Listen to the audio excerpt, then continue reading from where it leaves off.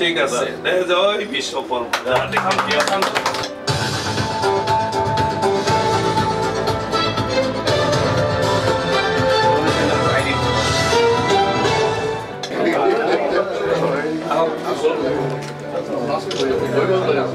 গান বাজনা চাওঁ এতিয়া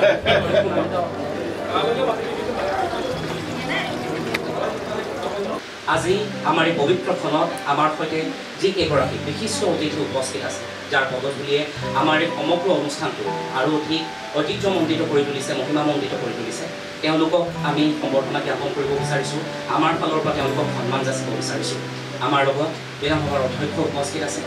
আমি অনামিকাক অনুৰোধ কৰিম তেওঁক গামোচা জাপি আৰু শৰাই আদৰণি জনাবৰ বাবে এয়া আমাৰ সকলোৰে সন্মানীয় বিশ্বজিৎ দৈমাৰী ডাঙৰীয়া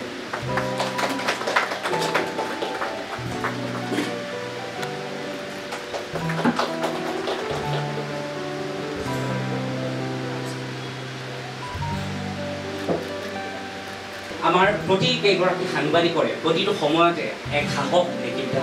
গতিকে নেকিবদাক এখন গামোচাৰে আমি আদৰণি জনাব বিচাৰিছোঁ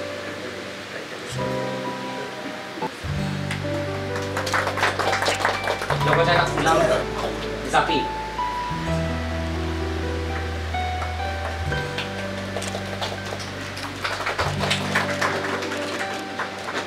আমি এই মুহূৰ্তত আমাৰ CMDক এখন ফুলাম গামোচাৰে আদৰণি জনাব বিচাৰিছোঁ মোৰ অধ্যক্ষ মঞ্জুল ডেকাই তেওঁক ফুলাম গামোচাৰে আদৰণি জনাব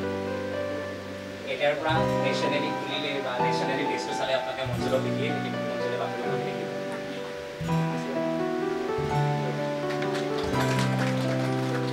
শুভ অনুষ্ঠানটিত উপস্থিত থকা আমাৰ বিধানসভা অধ্যক্ষ মহোদয় বিশ্বজিৎ দৈমাৰী ডাঙৰীয়া আৰু ইয়াত উপস্থিত থকা জ্যেষ্ঠজন আৰু আমাৰ নেশ্যনেলিৰ সকলো পৰিয়ালৰ সদস্যবৃন্দ আৰু মোৰ ইয়াত উপস্থিত থকা মোৰ শহুৰ দেউতা আছে আৰু শাহুমা আছে আৰু খুৰা আছে বাকী মোৰ পৰিয়াল আছে ইয়াতে চবকে মই ইয়াতে আজি মোক এইখিনি টাইম দিয়াৰ বাবে সকলোকে মোৰ ফালৰ পৰা মই ধন্যবাদ জ্ঞাপন কৰিছোঁ বিশেষকৈ মই আমাৰ অধ্যক্ষ মহোদয়ক এইকাৰণে ধন্যবাদ দিব বিচাৰিছোঁ যে তেখেত ইমান ব্যস্ততাৰ মাজতো আজি মোৰ অনুৰোধ ৰক্ষা কৰিছে সেয়েহে মই তেখেতক আকৌ মোৰ ফালৰ পৰা ধন্যবাদ জ্ঞাপন কৰিছোঁ আৰু তেখেতৰ দিয়া পৰামৰ্শ সহায় সহযোগিতা মই সম্পূৰ্ণ আশা কৰিছোঁ তেখেতে আগৰ পৰা তেখেতৰ লগত আমাৰ এটা সুসম্পৰ্ক আছে গতিকে মোৰ বিশ্বাস তেখেতে মোক প্ৰত্যেকটো সময়তে প্ৰত্যেকটো মুহূৰ্ততে মোক সহায় সহযোগিতা আগবঢ়াই যাব বুলি মই আশা কৰিছোঁ আৰু আমাৰ নেশ্যন এনিৰ আজিলৈ 3 মাহ হ'ল আমাৰ ফেচবুকৰ জৰিয়তে আমি কিছুমান বাতৰি প্ৰকাশ কৰিছিলোঁ আমাৰ নেশ্যন এনিৰ সদস্যবৃন্দকো মই এই হিচাপতে ধন্যবাদ দিছোঁ সদস্যসকলে সুকলমে সিহঁতৰ নিয়াৰিকৈ ইমান ধুনীয়াকৈ সিহঁতে কাম কৰি যাই আছে গতিকে মোৰ ফালৰ পৰা এই হিচাপতে সিহঁতক মই ধন্যবাদ জ্ঞাপন কৰিছোঁ আৰু আগলৈ যাতে এই নেশ্যন এনিৰ সকলো সদস্য কাৰ্যকৰ্তা আমাৰ নেশ্যন এনিৰ একোটা পৰিয়াল হৈ কাম কৰি যায় সেই মই তেওঁলোকক মোৰ ফালৰ পৰা মই আশা কৰিছোঁ আৰু নেশ্যন এনিক যাতে আৰু আগুৱাই লৈ যাব পাৰে আজি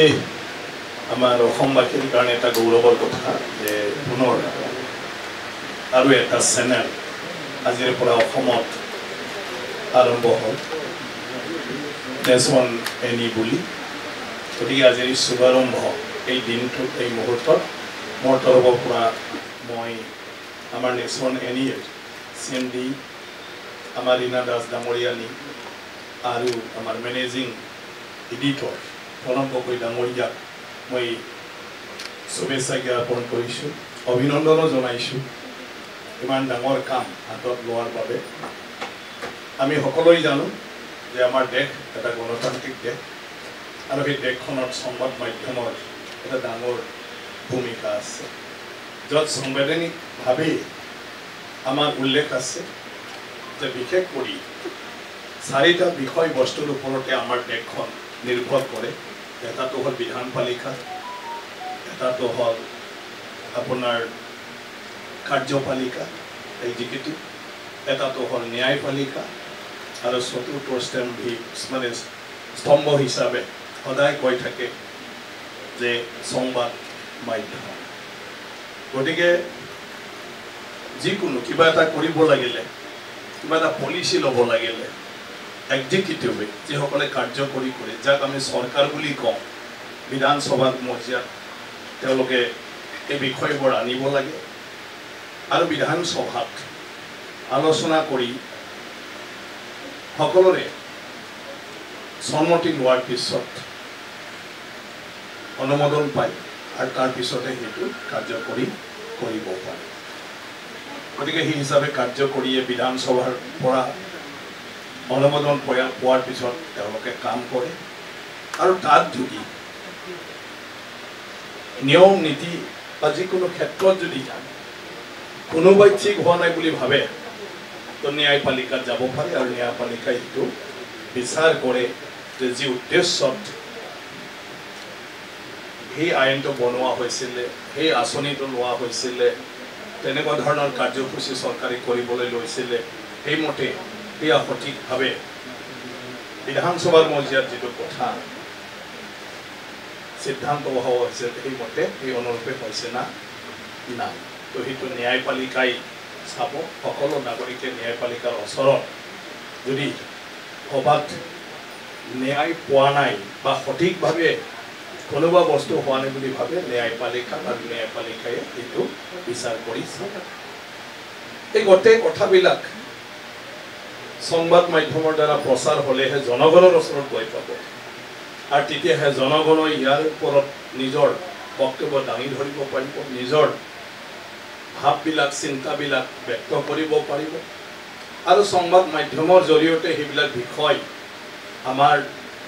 যিসকলৰ কৰ্তৃত্ব দিয়া হৈছে, যিসকলক এই ব্যক্তিসকলৰ ওচৰলৈকে এই বাৰ্তাটো আহিব আৰু সেইটো লৈহে পুনৰ বিবেচনা হ'ব আৰু সেই হিচাপে জনগণে বিচৰা ধৰণৰ ৰাইজৰ হিতত, দেশৰ হিতত আমাৰ বিধানপালিকাই হওক, আমাৰ কাৰ্যপালিকাই হওক, ন্যায়পালিকাই হওক সঠিকভাৱে কাম কৰিব পাৰিব। চবে অকলে সব ক্ষেত্ৰতে সম্পূৰ্ণ হ'ব নোৱাৰে, ইয়াত আনৰো সহায় লাগে। তো আজি নেশ্যন এনিও অকলে CMD নহয়, CMDৰ মতে সব কৰিব গ'লে ক'ৰবাততো বিসংগতি হ'ব। গতিকে গ্ৰাউণ্ড ৰিপৰ্টাৰৰ কথাও থাকিব, মাজৰ ৰিপৰ্টাৰখিনি কথা থাকিব আৰু মাজত নিউজ ৰিডাৰবিলাকৰো কথা থাকিব। সবটো লৈহে এই নেশ্যন এনিটো সম্পূৰ্ণভাৱে ভালদৰে চলিব। হয়, আমাৰ সকলৰ কাৰণে ভাল। আজি নতুনকৈ যি মানে আমাৰ সংবাদ মাধ্যম হিচাপে নেশ্যন এনি আৰম্ভ হ'ল আৰু মই আশা ৰাখোঁ নেশ্যন এনিয়ে জনগণক পৃথিৱীৰ বিভিন্ন যিবোৰ নতুন নতুন মানে কথা মানুহে জানিবলগীয়া আছে সেইবোৰ দিবলৈ সক্ষম হওক আৰু ৰাইজৰ বিভিন্ন সমস্যাবিলাকৰ লগতে কিছুমান ভাল ভাল মানুহৰ ইনভেনশ্যন, মানুহৰ চিন্তাত হোৱা কামটোও মানে প্ৰচাৰ কৰিবলৈ মানে সক্ষম হওক আৰু সকলোৱে নেশ্যন এনিক আদৰি লওক, এইটোৱেই মোৰ মানে আশা।